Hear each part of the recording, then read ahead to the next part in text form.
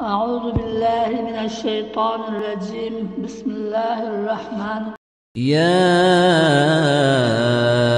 أيها الذين آمنوا كتب عليكم الصيام كما كتب على الذين من قبلكم لعلكم تتقون أياما معدودات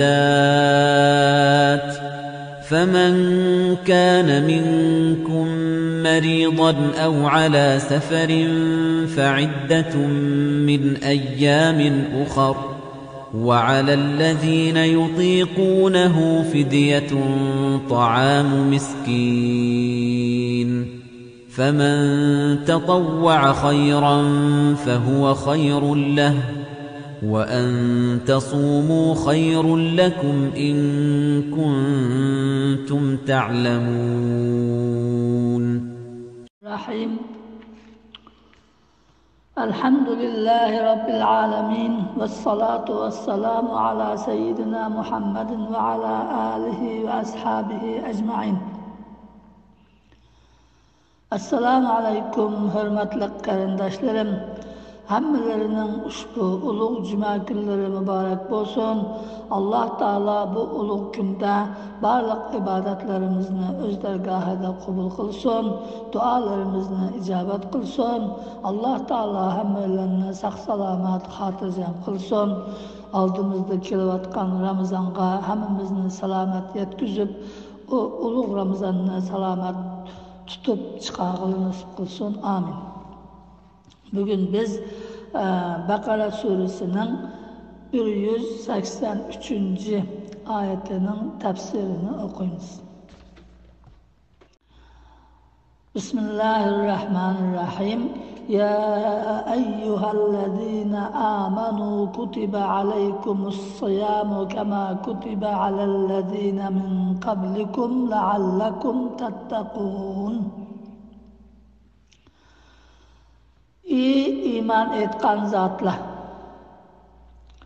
Allah Teala'nın birden bir özünün ilahı bolğanlıqqa Hz. Muhammed Mustafa sallallahu aleyhi ve sellem'nin peygamberi bolğanlıqqa ve kıyamet günü Allah Teala'nın huzuruna berip muşu dünyada kılgan yaxşı yaman barlıq işlerden hesap berdiğanlıqqa işengen hakiki müminler. Kutibe aleykumus-siyam. Sizlarga roza farz qilindi.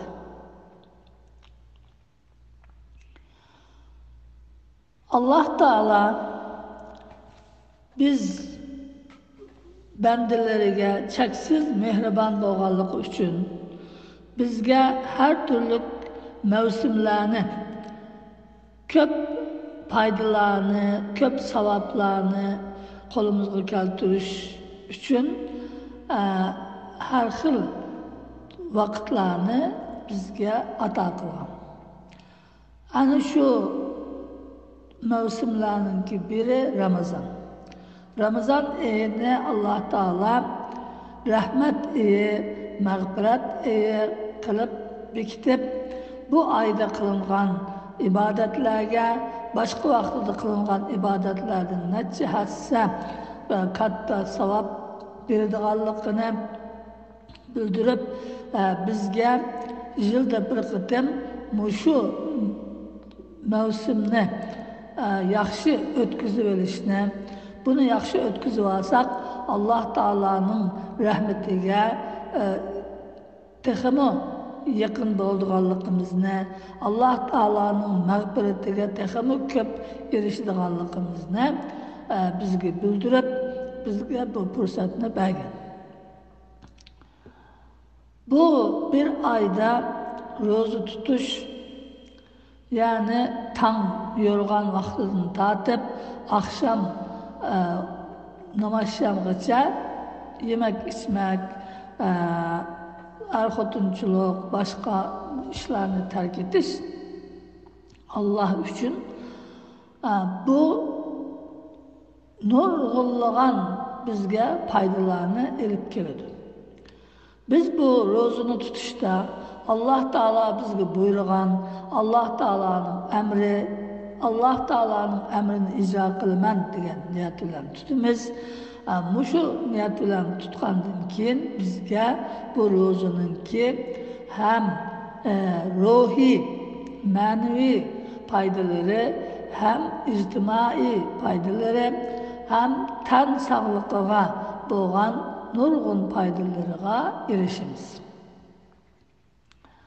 Allah Taala bu rozuni bizga osonlashtirib berish uchun Ramazonda texmi yaxshi ibodat qilishimizga tashviq bo'lishi, bizni qiziqtirishi uchun bu ro'zininki faqat bizlarga buyurilmaganligini, bizdan burunqi payg'ambarlarning ummatigami Alloh taolo ro'za tutishni buyurganligini bayon qilib, kama kutiba alallazina min qablikum, sizlardan ilgiriki ummatlarga ro'za tutishni farz qilgandek sizlarga ro'za tutishni farz qildim deydi. Burunqi payg'ambarlarning ummatigami ro'za tutishni Alloh taolo farz qilgan. Lekin ular bizga o'xshash bir oy 30 kun tutamdi yoki undan oz tutamdi yoki jiq tutamdi, bu haqida hadis shariflarda, Qur'oni Karimda bu ma'lumot yo'q. Onun uchun biz o ummatlarninki Allah Taala'nın ularga ro'zini farz qilganligini, ularninki Allohning emriga itoat qilib ro'za tutganligini mushu oyatdan bilamiz. Uningdan sirt suisti qilmaymiz. Qancha kun ro'za tutgan, Ramazonda tutganmi yo boshqa oyda tutganmi deganga o'xshash ma'lumotlar bizga kerak emas. Chunki u haqda sahih hadisda ma'lumot bo'lmaganligi uchun xatolashib qilish ehtimoli kuchli hamda bizga foydasi yo'q uni bilgandan keyin. Hamda shu ummatlarga, burunqi payg'ambarlarning ummatlariga ro'zini farz qilgandek sizlarga farz qildim deb Alloh taolo mushuni bayon qilishning hikmatlaridan ulamolar bundaq hikmatlarni chiqargan. Birinchisi, ilgirki ummatlarga ro'za farz qilingan bo'lsa, o ummatlar ro'za tutib Alloh taoloning rahmatiga erishgan bo'lsa, biz xayri ummatin uxrijat linnas, insonlar uchun chiqarilgan eng yaxshi ummat bo'lish sifatimiz bilan texmo bu ro'zini tutishga texmo mustahkam turishimiz, texmo yaxshi tutishga tirishishimiz, bu burunqi ummatlar erishgan payda manfaatdan, savab, ajr, mukofotdan texmo jiq savab mukofotga erishishga tirishishimiz lazım ekanligini bizningki ko'nglimizga soladi.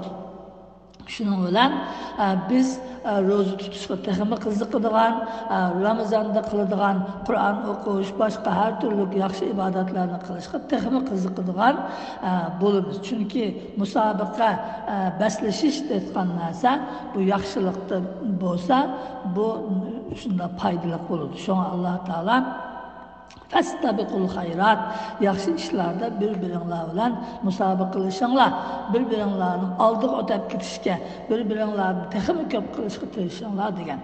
Shunga bu yerda Alloh taolo burunqi ummatlarga ro'za farz qilingan edi deb bizni ro'za tutishga texmi qiziqtirdi.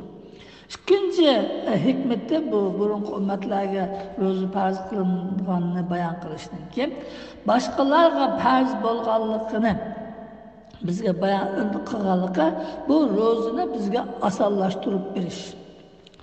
Chunki har qanday bir qiyin, insonga qiyin keladigan, qilish tez bo'lgan bir ishni boshqalarning qila olganligini bilgan vaqtimizda, men mi qila olaman ekan, ular qilsa undan mening nimam kam, men qila olaman qo'liga o'xshash inson bo'lganligini deb bizga o ish oson tuyuladi. Shuning uchun Alloh taolo bu ro'za tutish nafsga eg'ir keladigan, 17-18 saat tamoq yemay, suv ichmay turadigan ish bo'lg'achqa, buni bizga osonlashtirish uchun burungi ummatlarga ro'za farz qilingan edi, ular tutgan edi, shunga sizlarga farz qildim dedi. Demek yani burungi ummatlarmi mushundaq ro'zani tutib Allohning rahmatiga erishgan bo'lsa, u bizmi tuta olamiz degan bu bizga osonlikni yaratib berdi.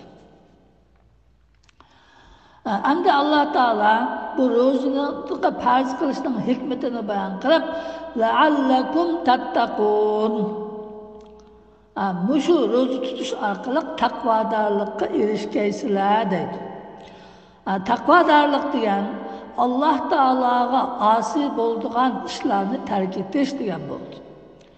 Alloh taologa osi bo'ladigan ish ikki xil bo'ldi. Biri Alloh taolo buyurgan ishlarni qilmaslik, namoz o'qimaslik, zakot bermaslik, ro'za tutmaslik, undan boshqa Alloh taolo kishilarning haqqini yemang desa yeyish, deganga o'xshash Alloh taolo buyurgan ishlarni qilmaslik. Ikkinchisi Alloh taolo to'sgan ishlarni qilish. Gunoh bo'ladi, ma ishlarni qilmang degan ishlarni qilish. Hamda bu taqvodorlik degan mushu ikki ishni Alloh taolo buyurgan ishni hargiz tark etmaslik, o'z joyida qilish, Alloh taolo tark etishni buyurgan, ya'ni qilmang degan, bu yomon ish degan to'sqan ishlarning hammani tark etish degan bo'ladi taqvodorlik. Ana bu ro'za bizni shu taqvodorlikka yetkazadi deydi Alloh taolo Qur'onda. Bu taqvodorlikka qanday yetimiz? Biz ro'za tutgan atgandan kechgacha ro'zador bo'lgan ekanmiz. O chaqda biz har turli boshqa vaqt, normal vaqtida qiladigan gap so'z, qiladigan ish, harakatlarimizda diqqat qilishimiz kerak. Chunki biz ibodatning ichida turyapmiz. Shunga Alloh taolo Rasululloh sallallohu alayhi vasallam as-savmu junnatun, ro'za qalqandir. Bu qalqan insonni har turli ishlardan saqlaydi degan. Yani bu ro'za, bu qalqan nimadan saqlaydi? Birinchi bizni gunoh ma'siyatlardan saqlaydi. Biz atgandan kechgacha men hozir ro'za tutyapman deb tamoq yemay, suv ichmay turgandan keyin biz Alloh taoloninki albatta bu gunoh qilgan ishlarni ro'za tutib turib gunoh qilmaydi. Shuning uchun gunohdan saqlaydi bu ro'za. İkincisi oxiratning azobidan saqlaydi. Har xil gunohkor ishlarni qilish bilan Alloh taolaning g'azabiga uchrab ketib, oxiratda azobga haqliq bo'lib qoldik. Shuningdan bu ro'za tutish orqali gunoh ma'siyatdan saqlangandan keyin oxiratning azobidan bizni qo'g'dab qoladi. Üçüncüsü, her türlü keselliklerden saqlaydi bu ro'za. Çünkü bizim bedenimizde, yegan içken narsalarimizden çoğuluşup qalgan, bedenimizde haclanmay toplaşıp qalgan bir yılın içinde şeker maddeleri var, onun başka her türlü zehirlik maddeler var. Biz yiyoruz, içiyoruz, bazı bu narsalar haclanıp sırtqı çıkmay qilib qolgan narsalar. Ro'za tutish orqali bir necha soat yemek içmekdan o'zimizni tutish, yemaslik, ichmaslik orqali shu bedenimiz o chaqda sirtdan yemek tamoq kirmagandan keyin shu bedanda jug'lashib qolgan shakar moddalarini ishlatadi, boshqa zaharlik moddalarni haydab chiqaradi bedandan. Beden şunu olan paklanıdı, yenilanıdı. Ramazan'dan keyin yeni bir bedenge, yeni bir sağlıkka, selametlikka erişildi. Bu ro'zanınki bedenimizge bo'lgan faydası. Şunun için hazır doktorlar nurg'un kasallarni ro'za tutqizish orqali 10 kun ro'za tuting, 15 kun ro'za tuting. Hamda ular ro'za demaydi, hamda tamoq yemang deydi. Suvini iching, boshqa hech narsa yemang. 4 soat, 5 soat, 6 soat, 10 soat 5 kun boshunda qiling, 10 kun boshunda qiling deb kishilarni bunda ro'za tutish orqali badandagi to'plashib qolgan har turli ishlatilmagan moddalardan poklash Mana ro'zaning bu shunday foydasi bor. Ondan keyin bu ro'za ijtimoiy kasalliklardan bizni saqlaydi. Yani kişilerini yaratmaslik, kambag'al bechoralarga ko'ngil bo'lmaslik, o'zimizni ham bilish, boshqalar bilan mening nima ko'rim deyish, hammasi mening bo'lsin deb pul mol topsinmi, faqat o'zini ham o'ylash, boshqalar hech qanday deganga o'xshash, kishilarni yomon ko'rish, yaratmaslik, zangli qilish deganga o'xshash. Bunday kasalliklardan ro'za bizni saqlaydi. Ramazonda shu kasalliklarni saqlanish orqali Ramazon tugagandan keyingi hayotimizda texmi yaxshi, texmi axloqli, texmi Alloh taoloning qo'rqadigan banda bo'lib chiqishimizga sabab bo'ladi. Beşinci bu ro'za bizni saqlaydigan narsa, ro'za tutgan har kishi o'zini har doim Alloh taoloni ko'rib turdi, Alloh taolo meni ko'rib turdi degan tuyg'uni o'zida o'zlashtira oladi. Çünkü Resulullah sallallahu aleyhi ve sellem hadiste en ta'budallaha ke'anneke terahu fe illem tekun terahu fe innehu yarak. Yani sen Allah Teala'ya kulçuluk ibadet kılgan vaktinde xuddi sen Allah Teala'nı aldığında körep durgan bilde, közünle körep durgandek ibadet kılgan.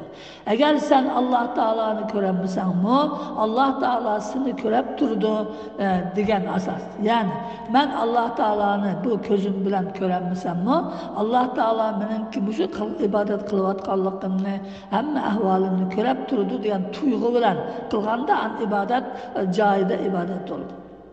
Hem de bu ro'za atdiyandan kaçkisi tamoq yemaganlik degan, o tamoq yemay boshqa ishni qilavering deganlik emas, siz shu ibodatning ichida degan. Xuddi namoz o'qiyotgan odam namozni tugatib bo'lguncha, namozning boshqa ishni qilsa namozi buzilib ketadi. Namoz bo'lmaydi. Shuningga o'xshash ro'za tutgan odamni shu atdiyandan kaçkicha shundoq yomon gap qilish, g'ayvat qilish, kishilar bilan urushish, kishilarning haqqini yeyish deganga o'xshash. Har turli ishlar özünü saklaması ro'za olmaydı. Muşu işlerini saklaş arkalık Allah Teala kandak bir özüge bir yaman işini kılış udul kap kalsa Allah Teala beni körep durdu. Ben hazır ibadet için durvatıman dep özünü saklap kaldı. Şoň Resulullah sallallahu aleyhi ve sellem sizlerge birisi Ramazan'da sataşsa, sizlerine aşındak uruş kulu kopsa inni saim dağla, ben rozu tutkuçuya dağla degen. Yani bu hem özünü ben rozu tutkuçu olan degen, ben sana bundak yaman gap kılmayman, sana karşılık gözetmeyman demek hem karşılık gibi esletiş yani rozu tutkallıqını. Bu şunun bilen bu Allah Teala'nın ki özünü körep durduğanlıqını bu şundak kılış arkalık özümüzde özleştiririz. 6. rozu bizni saklaydıgan narsa şeytanның şerrinden saklaydı. Allah Teala Ramazan'da şeytanlarını bağlı ödedi. Şeytanlar bizni azdıramaydı. Bizni azdırdıgan iki narsa var. Biri nefsimiz, biri şeytan. Allah Teala bizge bu Ramazan'da asallık yaratıp verip şeytanını bağlap etkenden keyin dozaqning eshiklerini etib etib, jannatning eshiklerini echib etdi. Shuning bilan bizningki shu yaxshi ish qilishga ko'nglimiz moyil bo'lib turdi, yaxshi ish qilishga intilib turimiz. Shayton bizni azdiranmagandan keyin yomon ishlardan saqlanib qolamiz. Ro'za bizni shunday yomon ishlardan saqlaydi. 7. ro'za tutquchi ko'p ibodat qilishga tirishish orqali Alloh taolaning rahmatiga erishadi, Alloh taolaga texmi yaqinlashadi, Alloh taolani texmi his qiladigan, Alloh taolaning o'zi bilan Alloh taolaning o'rtasidagi aloqani texmi mustahkamlaydigan bo'ladi. 8. bu boylarni iqtisodiy ko'p baylar ro'za tutish orqali yo'qsullarning, kambag'allarning, och qolganlarning ki qandaq qiyinchiliklarni tatadiganligini tetiydi. Şoňa ro'za tutgan kishilar ro'zada hamda Ramazonda bor yo'qni hammani kaplab yemay, ma Ramazonda boshqacha yeganga o'xshash normal yeyish kerak. Sahoba ikromlar bir necha xo'mi bilan ro'za tutadi.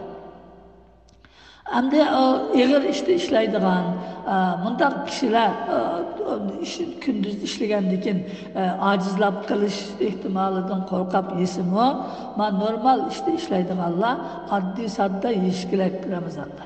Addiy sadda yegan vaqtimizda biz yuqorida deganga o'xshash ham badanimiz poklanadi, badanimizdagi sirtdan kirtgan narsa az bo'lgandan keyin badanda qolib qolgan narsalarni ishlatib badanimizni poklaydi, o'zimizning tan salomatligiga foydali hamda Aşundaq yemek içmek tapanmagan, yoksul, yetim, aşularınki halığı yetiş üçün bu bizge acılıkını his kılsak, koşkumuz içip, ussap, şundaq bulap kessek, ağzımız pırap kesse, şu açlıktan, o çağda andımızga haqiqiy ro'za tutgan bo'lamiz. Şu ro'za bizga bu kambag'allik degan bu shunday qiyin ishkan deb undan keyin boshqa kambag'allarga qo'limizdan kelishicha yordam qilish, ularning holiga yetishni o'rgatadi. Şunun için Allah Teala bizge bu Ramazan ayını bu farz kıldı. Ramazan ayını Allah Teala bizge iltifat kılıp, nisp kılıp aldığımızda bir iki günden keyin keledi. Allah Teala bizge bu ulug' Ramazan'ı öz layıkıda tutup bu Ramazan'da kolumuzdan kelişçe barliq yaxshi ishlarni ko'p qilib verishga nisp qilsin. Allah Teala Ramazan'da her türlü bundan ilgili qilsa günahlarımızı hemmini mağfiret kılsın. Bu Ramazan'dan bizni bütün günahlardan paklangan, pakızı boğan kişiler bulup çıkkılı nisip kılsın. Ramazan'dan keyinki hayatımızda mı bu Ramazan'daki okşaş, yaxşı, salih, takvadar kişiler bulup yaşıklı nisip kılsın. Amin. Ve ahiru da'vana enelhamdülillah.